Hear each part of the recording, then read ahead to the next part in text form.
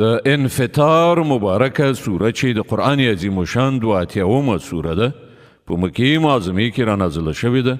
19 مبارک آیاتونه لري. پښتو ترجمه یې له لومړي آیت څخه اورئ. پناه وړم الله ته له شړل شوي شیطان څخه، د الله په نوم چې ډېر زیات مهربان پوره رحم لرونکی دی.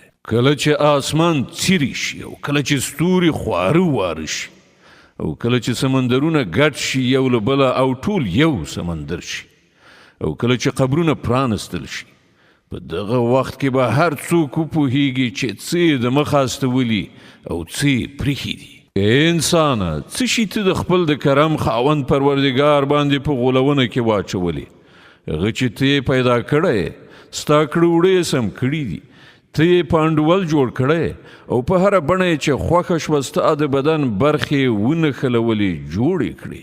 هېڅکله نه، بلکې اصلي خبره دا ده چې تاسې د جزا او سزا ورځ دروغ ګڼئ، په داسې حال کې چې پر تاسې باندې ساتونکي ټاکلي دي، داسې عزتمند لیکونکي چې ستاسې په هر هغه عمل چې تاسې کوئ پوهیږي.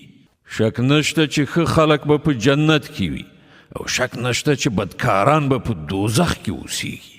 د جزا په ورځ به هغوی هلته ورننوځي او له هغه نه هېڅکله پټېدای نشي. او ته څه پوهیږي چې هغه د جزا ورځ څه ده؟ هو، ته څه خبرې چې هغه د جزا ورځ څه ده؟ دا هغه ورځ ده چې د هیڅ چا لپاره د هیڅ شي کولو د هیڅ چا وس نه وي. د هغې ورځې فیصله په ټوله معنا یوازې د الله په واک کې وي. الله ستر رښتیا ویونکی دی.